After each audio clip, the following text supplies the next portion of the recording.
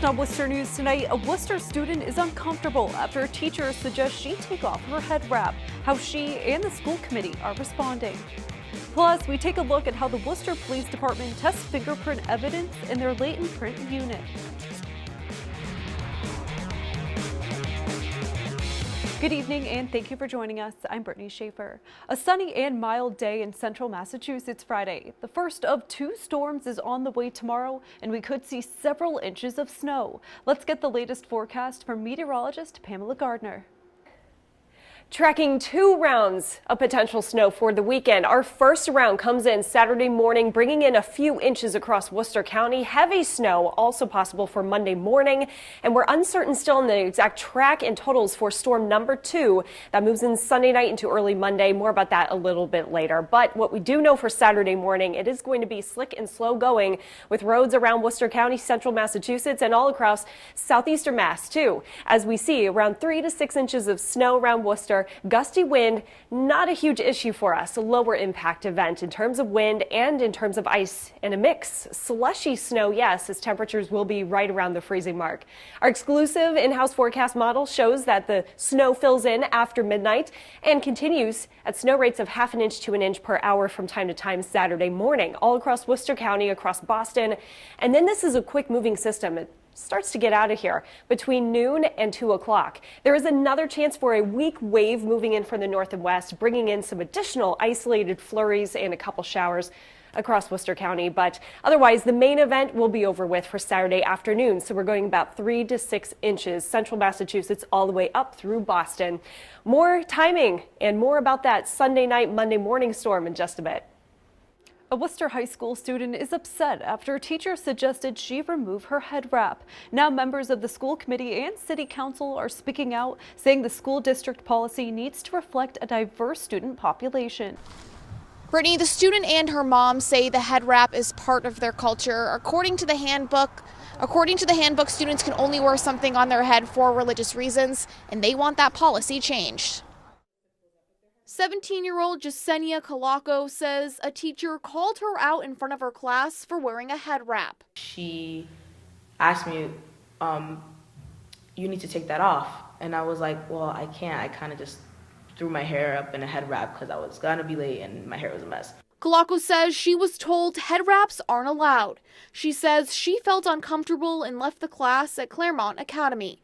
She says when the school's principal gave her permission to return, the teacher was still hostile. It makes me feel kind of not discouraged, but a little bit upset that that teachers will get to that level. We need to respect our teachers.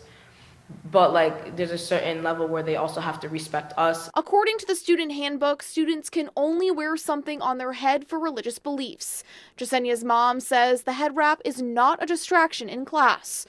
The wrap is important to her culture and to maintain her hair. In the, African culture, women tend to wear head wraps and they're just not as a decorative piece. They're just part of the culture. It gives them kind of, it gives them a little bit of empowerment. The issue was brought up at this week's school committee meeting.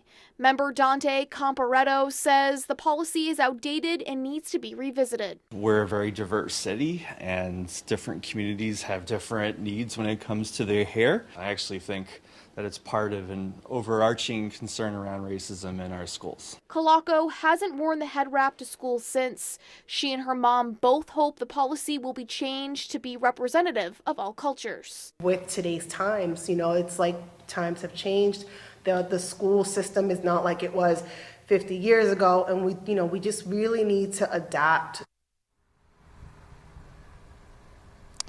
Dante says changing the policy will take time, but they are working to do so. Live in Worcester, Rosalind Flaherty, Worcester News Tonight. President Trump's former lawyer testified before Congress this week, and Representative Jim McGovern agrees with some of his claims. McGovern says he agrees with Cohen's statement calling President Trump a racist. He says the testimony has felt like a reality TV show on steroids, but the continuous scandals aren't a surprise. The Democratic congressman says he looks forward to learning the truth. The President of the United States is above the law. And so if there are illegal acts, if there's criminality, not just with regard to the Russia investigation, but with regard to how he's conducting himself in the White House, he needs to be held to account. This president has said things, has behaved in a way that by any definition, are clearly racist. I disagree with him on a lot of policy issues, but I'm outraged by his behavior. And Friday, President Trump attacked Cohen via Twitter for the first time since he took the stand, saying in part, "Your head will spin when you see the lies." He is totally discredited. A team of civilians inside the Worcester Police Department play a big role in solving crimes. They use state-of-the-art technology in a lab. Our Olivia Lemon got a closer look today. She joins us with the story. Olivia? Brittany, years ago, it used to be all police officers processing fingerprints. In 2008, now lab director Jenna Allenberty was brought onto the team. Now she says she's proud to see it's an all-female civilian group revealing prints that were once invisible. This is magnetic powder. This is considered a physical method. Laboratory director Jenna Allenberty shows an example of how evidence is tested for fingerprints inside the Worcester Police Department's latent print unit. So this powder stuck to that residue and made something that was obviously invisible. Allenberty and 2 certified examiners work in the lab, testing prints brought in from Worcester's crime scene unit and in some cases from surrounding communities. We get actual physical evidence such as, firearms, knives, where we'll actually put those pieces of evidence into our machines to process those for the prints. Really what we're trying to do is make those invisible prints visible. The techs say the kind of processing used to identify the print is dependent on the type of surface. This is our cyanoacrylate fuming chamber.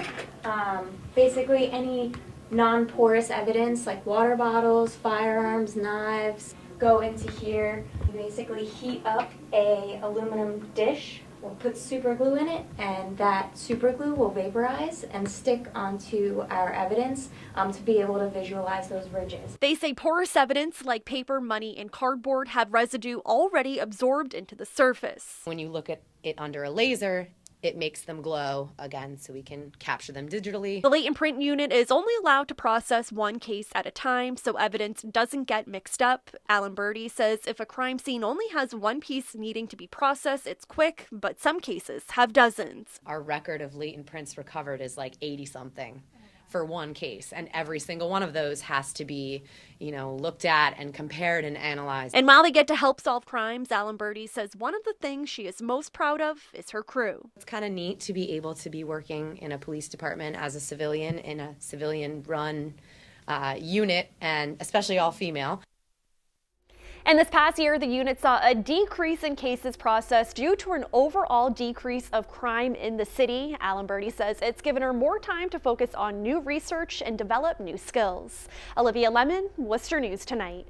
The Northborough Fire Department announces the arrival of some much-needed new equipment. The life-saving equipment was purchased with a $252,000 grant from the Federal Emergency Management Agency. The department had unsuccessfully applied for the grant in 2016 and 2017. Chief David Parenti says the self-contained breathing apparatus will be replacing 15-year-old equipment. He says technology has come a long way to protect firefighters. Features such as integrated thermal imaging cameras and the ability to communicate via our radio with Bluetooth. So as technology advances, so does the firefighting equipment. This will help make firefighters so much safer in what we're doing. And the department received 41 air packs, 82 cylinders, and 3 rapid intervention kits. Parenti says the total cost was around $300,000. A 6-year-old Worcester boy beats dozens in a kid chef competition. Now his recipe is featured in IHOP restaurants, but his mother says getting to where her son is now hasn't been easy. 6-year-old Brody Simoncini mixes his award-winning pancake recipe. The Worcester boy won an IHOP Kid Chef contest against more than 70 others, but his mom Maureen says it isn't the biggest thing he's overcome. When I was 18 weeks pregnant, I went in for a scheduled ultrasound to find out the sex of the baby. And while we were there, they saw on the ultrasound that some of his organs were on the outside. Brody was born with a rare defect causing most of his abdominal organs to be on the outside of his body. He spent the first 7 months in the hospital and had multiple procedures, including open heart surgery. He was put in a medically induced coma to place his organs inside his body. I'd have to have 6 to 7 people by my side just to hand them to me because of all the tubes and wires he was connected to. During his time at Boston Children's Hospital, part of Children's Miracle Network, Brody qualified for the contest. His recipe, called Oreo Oh My Goodness, is featured in IHOP restaurants and menus across the nation. Crushed up Oreos, vanilla swirl, add some more crushed up Oreos and whipped cream. The Oreo is a meaningful ingredient. On feeding and breathing tubes the first few years of his life, the cookies were the first real food Brody ate at 3 years old. I came out of preschool with Oreo crumbs on my face. And he had this little bag of Oreos in his hand. They were taped up like the little snack size, and Oreo crumbs like all over his lips. And like my heart fell, and I said, oh my gosh, he ate an Oreo. And she's like, well, he licked an Oreo. Mom Maureen says Brody loves life, laughing and entertaining people. $1 from the sale of his pancakes will go to IHOP local charities like Boston Children's Hospital. What I've learned in this journey is that each kid's diagnosis is different, but they're fighters. They're all fighters. Brody's Oreo Oh My Goodness pancakes will be in IHOPs until April 14th. He also won a trip to Disney World in March with his mom, dad, and older brother Jameson. Live in the newsroom, Chandler Walsh, Worcester News Tonight. Now to an update on a story we brought to you last week. The Vernon Hill Elementary School's library is complete and just in time for Community Reading Day. Last week, UNM and the Worcester Railers gave the space a facelift. The new paint, furniture, and decorations were unveiled to students Friday. To celebrate, players and Tracks the mascot read books and took photos with the children. We have this sort of feel in our dressing room as well. So when I walked in, I saw, knowledge is power, that kind of stuff on the walls. It's interesting because it's also in our dressing room as well. So it was great to see. The Railers being here to read for the kids today is really special because these 5th graders at Vernon Hill have a really special relationship with some of them, I think. And the paint, furniture, and labor was all donated from local organizations and businesses. A literary legend lives on as a new Seuss story prepares to be published. A Random House is previewing the new book, Dr. Seuss's Horse Museum. The manuscript for the book was discovered in the late author's home 21 years after he died. The new book is about a horse that gives tours of a museum. It features cameos from The Grinch and The Cat in the Hat. The new book will be released on September 3rd. The news of the book coming in just a day before his birthday. The Worcester Historical Museum is celebrating Worcester's 171st year as a city. Just like the pronunciation of the city's name, Worcester's birthday is a bit quirky because it falls on February 29th. And since it only happens on a leap year, we only celebrate the city's actual birthday every 4 years. Museum Executive Director William Wallace says it's important to celebrate Worcester's birthday because it represents where we came from and the city's growth. 1848 is based on Worcester's growth as a great burgeoning industrial city. Today we're on the verge of more growth, and why not be reminded annually of why we are a great city? As part of its birthday celebration, the museum hosted a scavenger hunt Thursday where guests were able to follow clues to find hearts hidden around the museum.